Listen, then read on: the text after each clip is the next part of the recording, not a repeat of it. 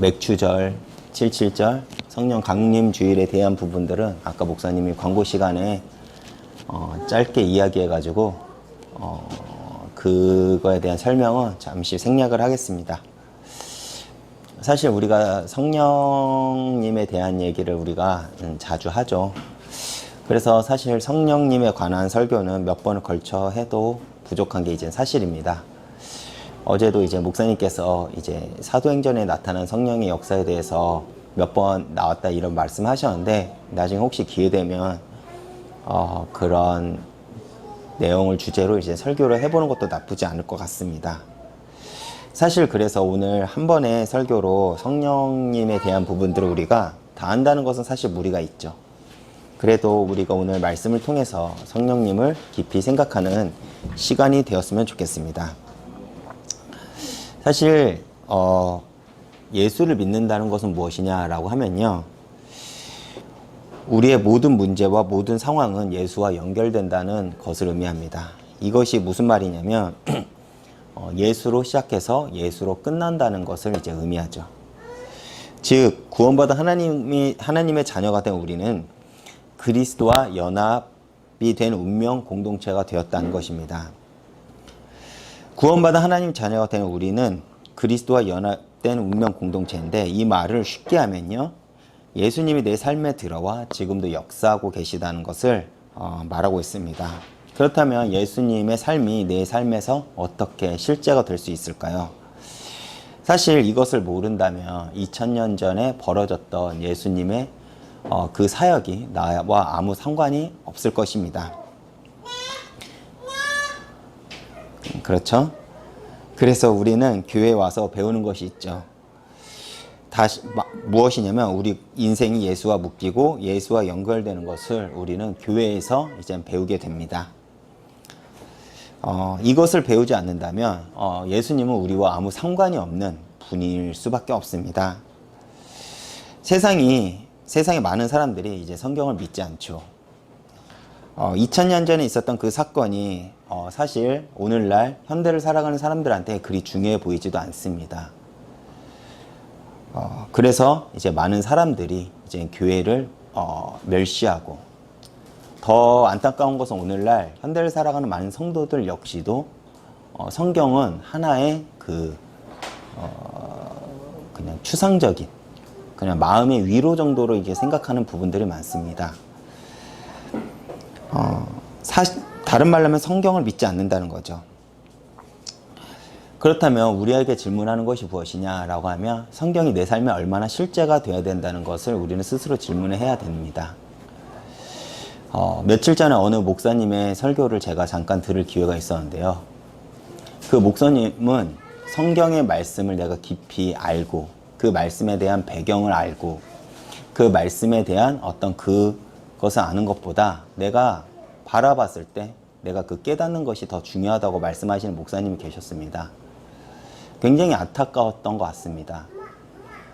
그 나의 말의 권위가 높아진다면 우리가 천주교랑 다를 바가 없겠죠. 사실 우리가 왜 그리스도인, 왜 우리가 기독교인이냐라고 했을 때는 우리는 성경의 권위가 그 어떤 것보다도 중요하기 때문에 우리는 성경의 말씀을 내 삶의 이정표로 삼는 것이 그리스도인입니다. 다른 말로 하겠습니다. 예수의 삶과 십자가 사건이 우리와 얼마나 상관이 있을까요? 그것이 오늘의 사건으로 연결되지 않는다면 옛날에 있던 성경은 옛날에 있던 이야기에 불과합니다. 그 사건이 오늘 우리 사건이 되려면 사실 오늘 본문이 굉장히 중요하죠. 오늘 본문을 들어가기 전에 우리가 먼저 이해될 것이 있습니다. 바로 성삼위 하나님에 대한 사역입니다. 성부, 성자, 성령 하나님은요, 한 분이시면서 각각의 격을 가지시면서 일을 하십니다. 그것을 우리는 성삼위 하나님이라고 우리는 부르죠. 성부 하나님은 역사의 주관자이시며 섭리자의 역할을 하십니다. 그리고 성자 하나님은 죄로 무너진 인간을 구원하는 구속의 역사를 맡고, 그래서 성자 하나님은 인간의 모습으로서 이 역사 가운데 들어오셔서 그리스도의 일을 하셨죠. 그렇다면 성령 하나님은요, 성령 하나님의 역할은 예수님께서 이루신 이 구속의 역할을 이제 전 세계에 알리시고 하나님의 백성을 이제 모으시는 일을 합니다. 그렇기 때문에 성령 하나님은 이 순간에도 역사하시지만 동시에 전 지구상에 있는 모든 인류에게도 역사하실 수 있는 그 능력을 가지고 계시죠. 왜냐하면 이제 예수님이 이루신 구원을 주님 오실 날까지 하나님의 백성을 모으는 역할을 감당하기 때문에 성령님의 그 능력은 제한을 받지 않으십니다. 그래서 오늘날 많은 사람들이 이 성령님에 대한 오해가 생기죠. 성령이 임하시고 권능을 받는다고 하니까 우리는 그것이 어떤 기적이나 이적, 능력으로 가는 경우들이 있습니다. 그런데 성령님의 역할은 단순히 기적과 이적의 역할이 아니고 복음을 전하기 위해 기적과 이적을 일으키는 것이지 사실 그것이 본질이 아니라는 것입니다. 성령님의 역할은 좀 더 본질적이고 우리는 넓게 봐야 될 필요가 있는 것 같습니다. 그래서 오늘 본문에서 예수님은요, 보혜사 성령님에 대해서 이렇게 설명을 하십니다. 그가 너희에게 모든 것을 가르치고 내가 너희에게 말한 모든 것을 생각나게 하리라. 이게 무슨 말이냐고 하면 성령님은요, 자의로 스스로 일을 하지 않는다는 것을 말합니다. 그 능력은 제한받지는 않지만 성령님은요, 자기 자의대로 그 능력을 사용하지 않는다는 것이죠. 좀 더 제가 쉽게 설명하겠습니다. 예수님도 이 땅에 오셨을 때 당신은 하나님의 본체이시지만 자기 자의로 사역하신 것이 아니라 성부 하나님의 주권과 섭리 안에서 순종하심으로 그 사역의 길을 가셨습니다. 마찬가지로 성령 하나님은요, 예수님 사역에 그 능력이 제한을 받는다는 것입니다. 그래서 성령 하나님은요, 예수 그리스도의 사역과 그분의 말씀하신 내용을 가지고 우리를 깨닫게 하시고 생각나게 하시고 그것을 통해서 나타내신다는 것입니다. 그것이 성령 하나님의 역할이고 본질입니다. 그런데 성령 하나님이 역사하시다 보면 그 예수님의 영광과 능력을 알리기 위해 그의 일하시는 방법이 예수님과는 조금 다르게 역사하십니다. 어떤 곳에서는 말씀을 통해 깨닫게 하시는 역사도 있지만 어떤 곳에서는 기적과 이적을 통해서 일하시는 경우들도 있죠. 우리가 흔히 이런 말을 들은 적이 있습니다. 복음이 한 번도 증거되지 않은 곳에서는 기적과 이적을 우리가 볼 수 있다는 것을요. 예전에 그 후쿠시마 후쿠시마가 아니죠. 그 어디죠? 체르노빌이 아니죠. 일본의 그 원자 거기 터졌을 때 몇몇 선교사님들이 거기에 복음을 전하러 갔다고 합니다. 근데 거기서 진짜 안진뱅이 할머니가 일어난 기적을 봤다고도 하고요. 제가 중국에 있을 때 저희 목사님께서 안수하면서 기도를 하는데 어떤 분이 이제 배에 복수가 차가지고 죽을 날을 기다렸는데 정말 그 복수가 이제 나섰다는 그런 얘기도 제가 들었던 기억이 있습니다. 이렇듯이 복음이 증거되지 않는 곳에서는 기적과 이적이 벌어지기도 합니다.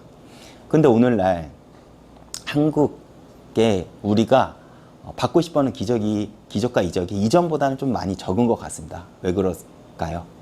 저는 이렇게 생각합니다.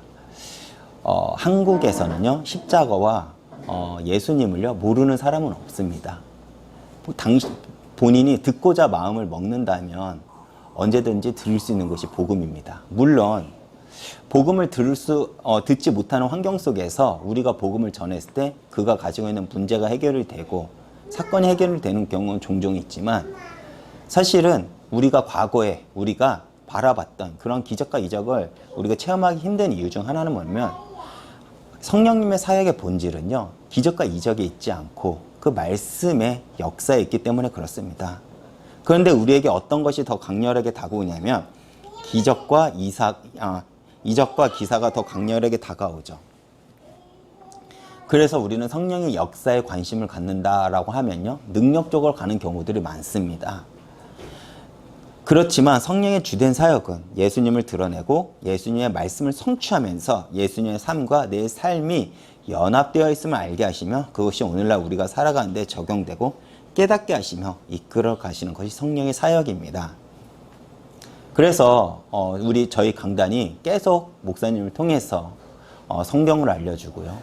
성경의 그 배경을 알려주고 좀 어렵지만 목사님께서 자꾸 신학에 대해서 말씀하시는 이유 중 하나가 뭐냐면 우리 교회가 나아갈 방향이 성령의 역사를 경험하는 교회이지 않습니까? 성령의 역사를 경험하기 위해서는 더 본질적으로 알아야 될 것이 말씀이라는 것입니다. 그래서 성령 사역은 이적과 기적을 넘어 더 본질적인 사역이고 그것이 성경 전체를 통해서 우리에게 알려주고 있습니다. 오늘 본문은요. 요한복음 13장부터 16장까지 연결된 내용입니다. 이 말씀은요. 예수님이 제자들에게 당신이 이제는 십자가의 고난을 당하시기 전에 전하신 마지막 설교라고 이제 보면 됩니다.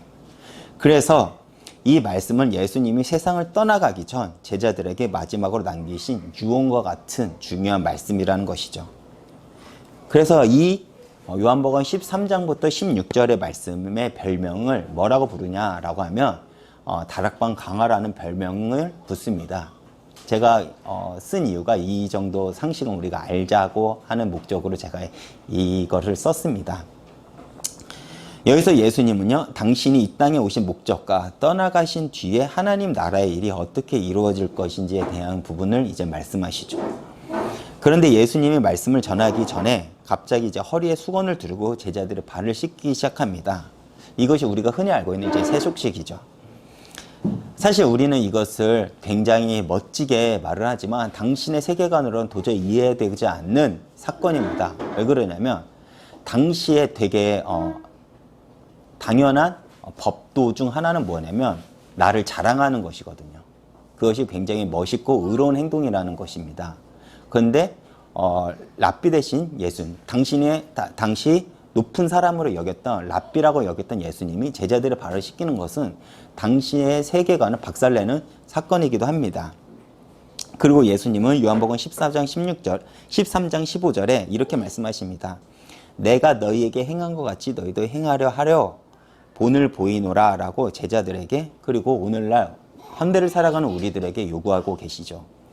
그리고 다음으로 예수님은 빵과 포도주를 자신의 몸 그리고 자신의 피라고 말씀하시면서 먹으라고 말씀하십니다. 처음으로 성찬 예식을 나누는 사건이죠. 그 의미가 무엇이죠?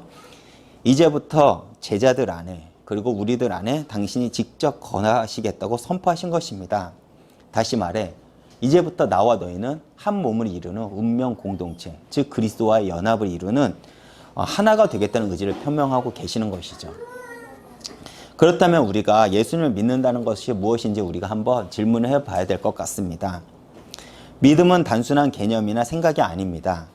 믿음은 삶이라는 것이죠. 예수님께서 세족시교에서 보여주었던 것처럼 내가 너희에게 보인 것 같이 너희도 가서 행하라는 것입니다. 왜 그러냐면 믿음은 하나님과 깊은 관계를 맺는 것이기 때문에 그렇습니다. 그런데 우리는 어떻게 하나님과 깊은 관계를 맺을 수 있죠? 만약 내가 행하는 것이 내 의와 내 열심이라면 그거는 하나님과 전혀 상관없는 나를 높이는 사건일 수밖에 없습니다. 바로 요한복음 14장 16절에 예수님이 약속하신 것처럼 보혜사 성령을 통해서만이 우리는 그것을 가능하게 만든다는 것입니다. 육신으로 오신 예수님은 우리와 영원히 함께 하실 수 없으셨습니다. 왜 그렇죠? 예수님은 육신을 입고 계시기 때문에 그렇습니다. 제가 아무리 제 아이를 사랑하고 제 가족을 사랑하지만 제가 제 아이와 가족을 24시간 같이 할 수 없습니다. 왜 그렇죠? 우리는 육신의 제한을 받기 때문에 그렇습니다. 그래서 예수님은 영원히 함께 할 수 있는 성령님을 우리에게 보내주신 것입니다. 보혜사는 제가 좀 어려운 얘기를 하겠습니다.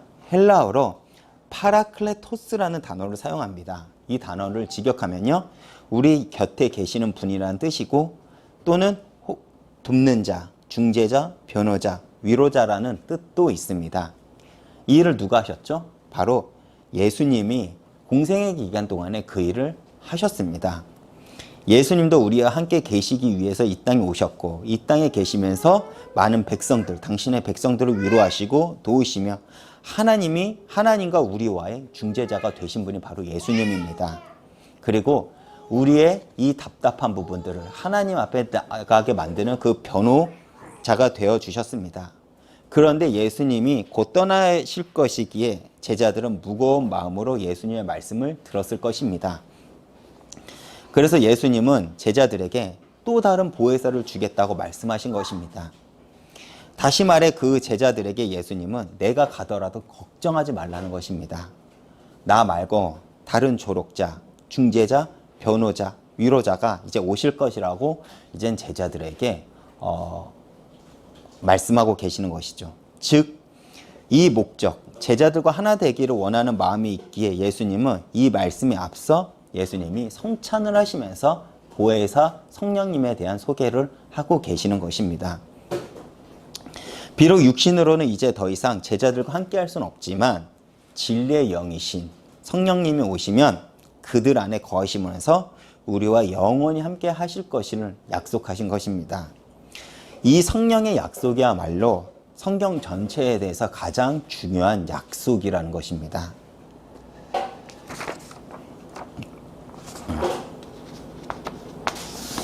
그리고 이 말씀은 언제 성취가 되었죠? 사도행전 2장에 가서 성취가 되었습니다. 오순절 마가다락방에 모인 120명의 제자들이 무엇을 붙잡고 기도를 했죠? 다른 것이 아닙니다. 바로 하나님의 말씀, 즉 성령을 구하면서 기도를 했습니다. 크리스천은 이렇게 내 소원이 아니라 하나님의 약속을 붙들고 기도하는 사람들입니다. 그때 성령님이 어떻게 임하죠? 불과 바람과 같은 성령으로 임합니다. 바로 이 날을 가리켜 우리는 성령 강림 주일, 오순절이라고 부르죠.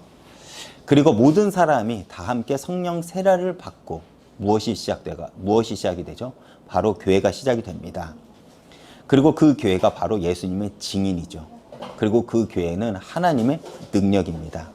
우리가 성령의 역사를 체험해야 될 이유가 바로 여기 있는 것 같습니다.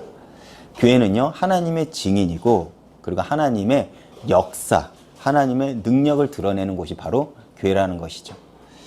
이것은 교회 간에서 굉장히 중요한 개념인 것 같습니다. 다시 말해 성령으로 시작된 교회가 아니면 온전한 교회의 역할을 못한다는 것입니다. 그래서 참빛교회가 그렇게 성령의 역사에 대해서 간절히 부르짖고 기도를 하는 것입니다.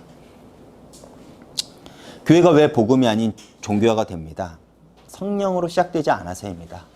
나의 방법, 나의 어떤 이벤트적으로 사용해서 순간의 감정은 흔들 수가 있지만 그것이 지속되지 않는 이유는 뭐냐면 성령의 역사가 없기 때문에 그렇습니다. 많은 사람들이 이렇게 얘기를 합니다. 성령의 역사가 없어도 교회가 부흥될 수 있습니까? 라고 하면요, 저는 가능하다고 봅니다. 좋은 세미나, 그리고 마음에 드는 말씀, 그리고 사람들의 마음을 어루만지는 노래, 사람들이 올 수 있는 충분한 환경이 되지만 불행한 것은 무엇이면 그 안에 성령의 역사가 없기 때문에 내가 온전한 그리스도인으로 살아갈 수가 없다는 것입니다. 그래서 우리가 참 복음을 증거하는 교회가 되기 위해서는 먼저 성령으로 시작되어야 된다는 것입니다.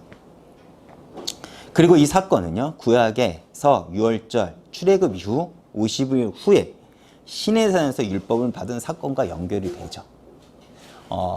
오순절의 의미가 이제는 유월절부터 50일 지난 사건을 의미하지 않습니까? 출애굽에서 율법을 받은 날도 이제 유월절부터 50일이 지난 그 이후에 시내산에서 율법을 받았습니다. 출애굽기 19장 16절을 이제 잠깐 제가 한번 보겠습니다.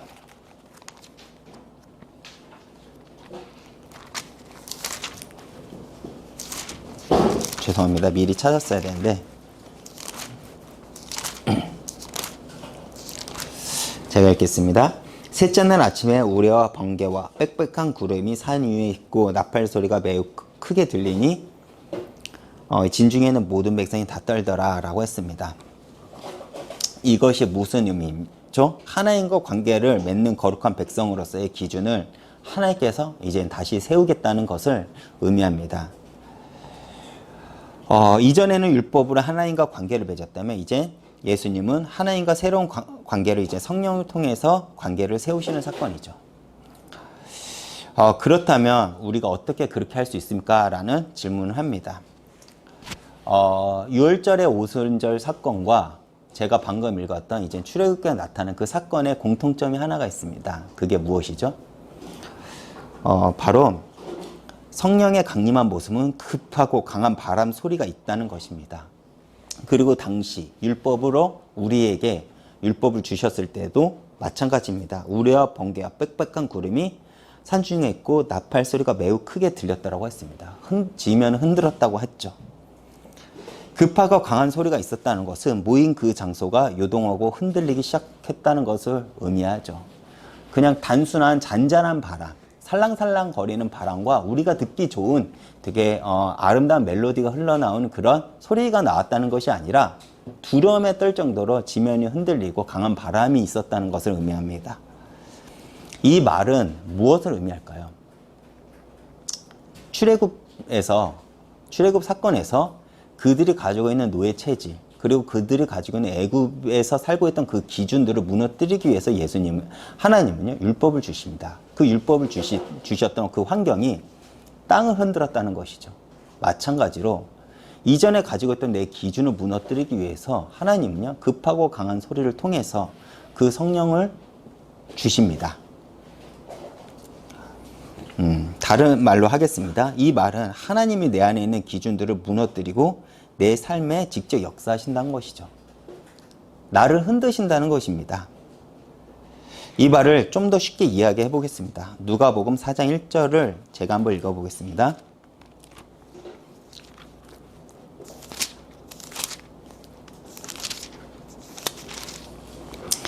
예수께서 성령의 충만함을 입어 요단강에서 돌아오사 광야에서 40일 동안 성령에 이끌리시며 마귀에게 시험을 받으시더라 라고 했습니다. 이 사건은요, 예수님이 광야 40일 이후에 사단에게 시험을 받을 때입니다. 예수님께서 공생애를 시작할 때 가장 먼저 했던 것 중 하나가 뭐냐면 세례를 받으십니다. 그리고 하나님이 기뻐하는 장면이 나오죠.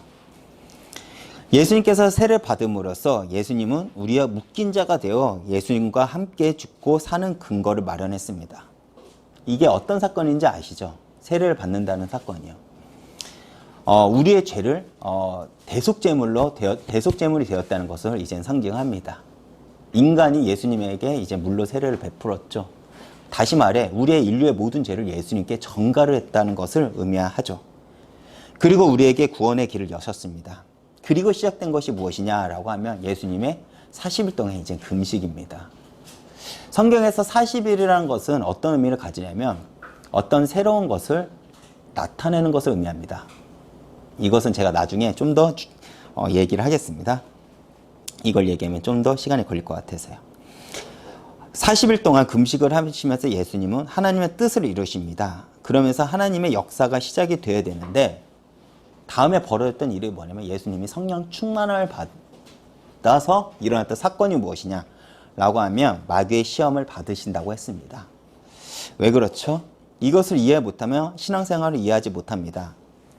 물론 우리에게 시험을 주는 주체는 마귀입니다. 사단이죠. 그런데 시험을 받으라고 인도한 주체는 누구일까요?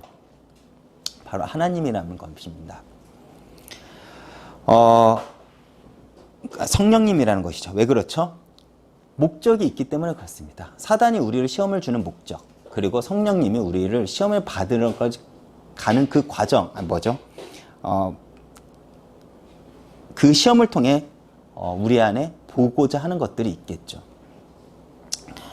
마귀는 어떤 목적을 가지고 우리를 시험할까요?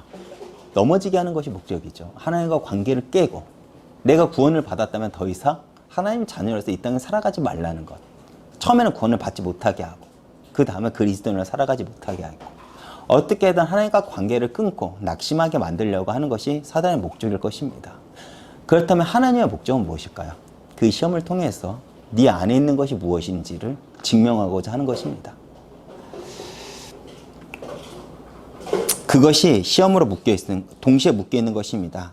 마귀는 세 가지 시험을 이야기했습니다. 그런데 이 시험은 사실 한 가지 본질을 이야기합니다. 그것이 무엇이냐라고 하면 하나님께 순종하지 말라는 것입니다. 그렇다면 예수님도 증명하고자 하는 것이 또 한 가지입니다. 그것이 무엇일까요? 바로 나는 하나님으로 산다. 그 한 가지를 증명하고자 한 것입니다. 그 시험을 하나님은 예수님에게 겪게 하십니다. 왜 그렇습니까?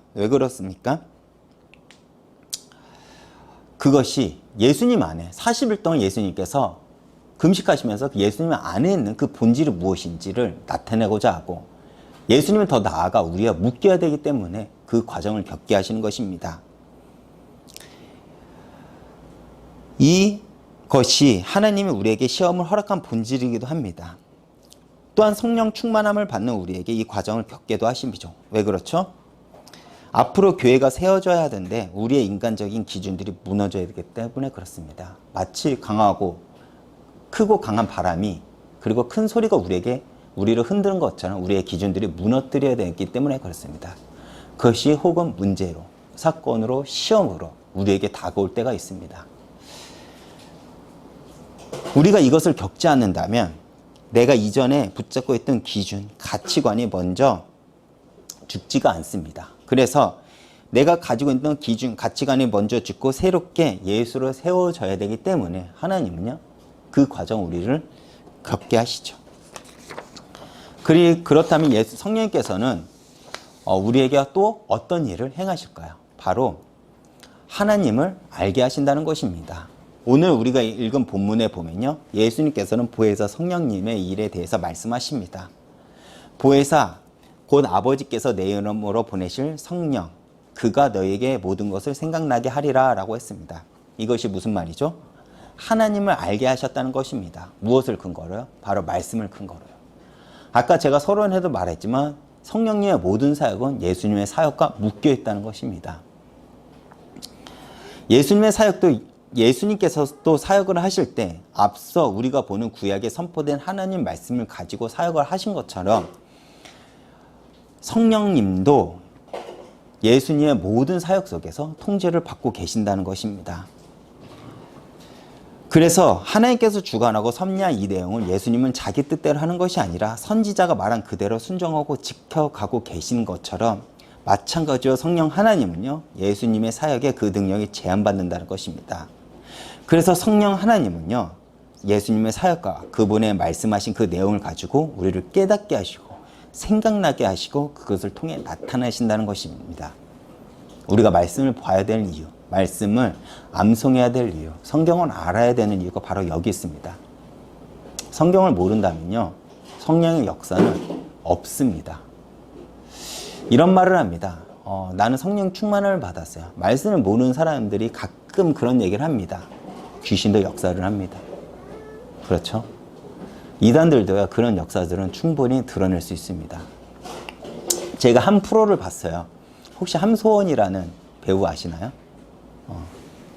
그 배우가요, 굉장히 이제 부자, 중국인, 이제 연하 남자랑 이제 결혼해서 이제 요즘 많이 뜨고 있죠.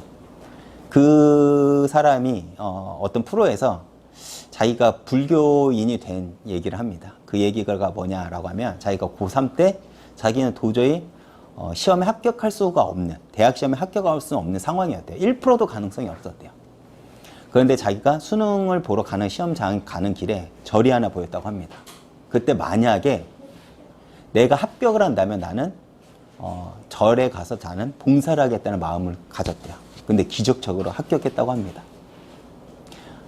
이거를 받고 얘기해서 우리가 십자가를 바라보면서 만약에 그런 사건, 우리 그런 감정 많이 들어보지 않습니까?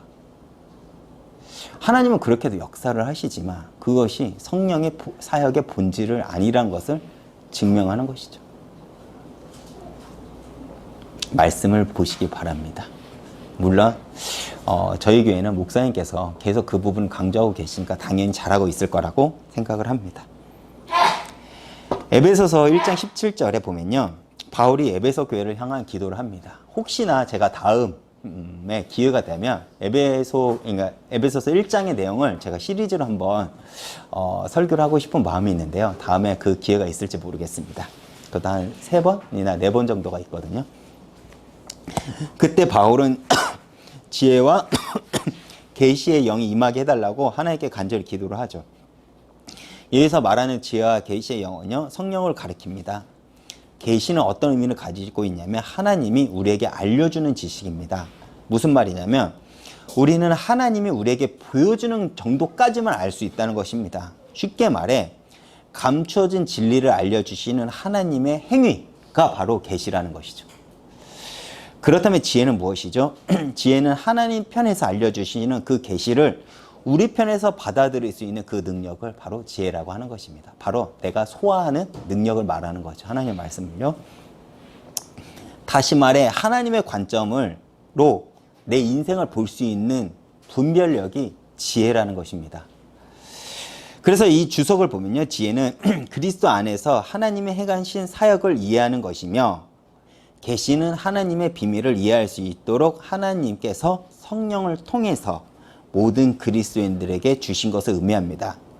즉 하나님께서만이 보여주셔야만 알 수 있는 것들이 계시이고, 하나님이 계시를 보여주실 때 그것을 수용할 수 있는 지혜가 내게 있으면 우리는 우리에게 맡겨진 사명을 온전히 감당할 수 있다는 것입니다. 그래서 성령은 우리 안에 하나님을 알게 하는 일을 하신다는 것을 말하는 것이죠. 어렵나요? 저도 많이 연구를 해가지고 여러 번 책을 본 다음에 묵상한 다음에 저도 이해한 내용이라 한 번에 설명으로 여러분들 이해하기 어려울 거라고 생각이 듭니다. 우리는 단순히 지식적 개념으로 하나님을 안다고 생각할 수 있지만, 그런데 여기서 성경에 쓰인 하나님을 안다는 것은 이제 경험적 알미죠. 그것을 야다라고 합니다. 성경의 단어로는요. 제가 목사님을 경험해서 내가 목사님을 안다고 얘기한 것처럼, 제가 제 아내를 경험해서 아는 것처럼, 성경에서 말하는 아는 의미는요, 지식적인 알미 아닌 경험적인 알미입니다. 그렇다면 우리가 왜 성령을 구해야 되죠? 성령을 구하면 지혜와 계시의 영으로 우리에게 다가오셔서 하나님이 우리에게 주고자 하는 계시의 말씀을 영 안으로 볼 수 있고 지혜를 얻게 되기 때문입니다. 그리고 성령이 내 안에 계시고 동행함으로 하나님을 경험적으로 우리는 알게 되죠.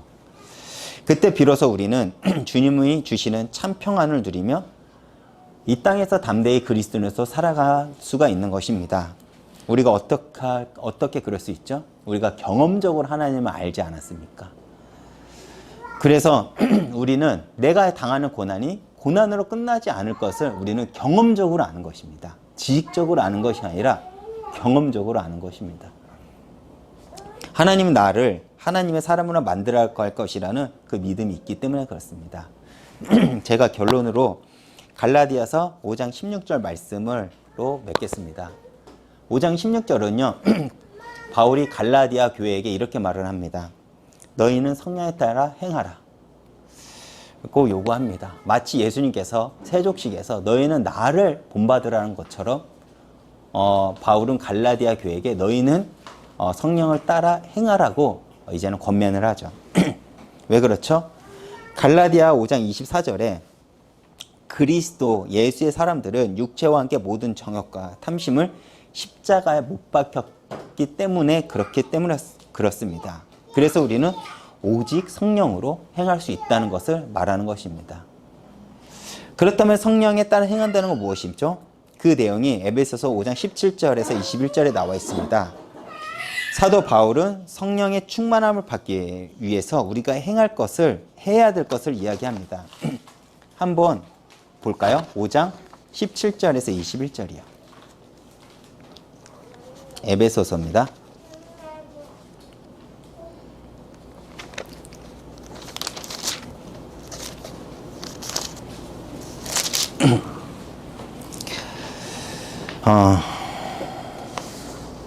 에베소 5장 17절에서 21절입니다. 그러므로 어리석은 자가 되지 말고 오직 주의 뜻이 무엇인가를 이해하라. 술 취하지 말라. 이는 방탕한 것이니 오직 성령의 충만함을 받으라. 시와 찬송과 신령한 노래들로 서로 화답하며 너희 마음으로 주께 노래하며 찬송하며 범사에 우리 주 예수 그리스도의 이름으로 항상 아버지께 감사하며 그리스도를 경외함으로 피차 복종하라. 이것은 명령어죠. 명령어입니다. 그 결과가 무엇이죠? 다시 갈라디아로 넘어가 22절과 23절에 보면요. 성령의 9가지 열매를 우리에게 주신다는 것입니다. 그리고 이 성령의 열매는, 성령의 역사는 이제는 이거는 언제나 교회와 연결이 되죠. 그래서 에베소서의 가장 큰 주제는 무엇이냐? 바로 교회입니다. 그 교회 일을 감당하기 위해서 먼저 성령의 충만함을 받으라고 우리에게 이야기를 하죠. 참빛교회에게 가장 필요한 것이 아닐까라고 생각이 듭니다. 우리가 성령의 충만함을 받는 것이 무엇과 항상 연결이 되어야 되냐라고 하면 저는 교회와 연결이 되어야 된다고 생각을 합니다. 내가 성령의 9가지 열매를 맺습니다. 그것이 무엇과 연결됩니까? 바로 교회와 연결이 됩니다. 우리가 왜 방탕하지 않죠? 그것이 바로 교회와 연결이 되기 때문에 그렇습니다. 오늘날 교회가 왜 무너졌습니까? 바로 신앙을 내 개인으로만 생각했기 때문에 그런 것 같습니다. 또 갈라디아서에서도 성령의 일을 이야기한 후에 바로 서로 짐을 지라 그리스도의 법을 성취하라고 권면합니다. 다시 말해 하나님께서 우리에게 성령의 역사를 주시는 이유는 바로 교회의 사명을 감당하기 위해서입니다. 그래서 성령의 역사는 언제나 교회와 연결이 됩니다. 그래서 예수님이 제자들 발을 씻기시고 성찬하시고 이렇게 말씀하신 것입니다. 새 계명을 너희에게 주노니 서로 사랑하라. 내가 너희에게 사랑한 것 같이 너희도 서로 사랑하라. 너희가 서로 사랑하면 이로써 모든 사람이 너희가 내 제자인 줄 알리라. 왜 성령이 사랑과 연결이 될까요? 우리가 오늘도 찬양을 부르지 않았습니까? 함께 모이게 만드는 역사가 바로 성령이라는 것입니다. 우리가 함께 모이기 위해서는 어떻죠? 사랑을 해야지 함께 모입니다. 우리가 가족들과 함께 있을 때 왜 행복하죠? 서로 사랑하기 때문에 그렇습니다. 그래서 참빛교회가 참 성령의 역사를 체험한다. 그 증거가 무엇이냐라고 하면 우리가 한 몸을 이루고 성령으로 우리가 서로 사랑을 한다면 우리가 성령께서 역사하는 그 교회로 우리가 세워지지 않을까 생각을 해봅니다. 기도하겠습니다. 사랑의 하나님 감사합니다. 오늘 성령에 관해서 부족한 목사가 짧은 지식으로 말씀을 전했습니다. 이 말씀이 우리 참빛교회 전 성도들이 경험하고 체험하며 깨달을 수 있도록 주님께서 역사해 주시옵소서. 감사드리며 예수님 이름으로 기도했습니다.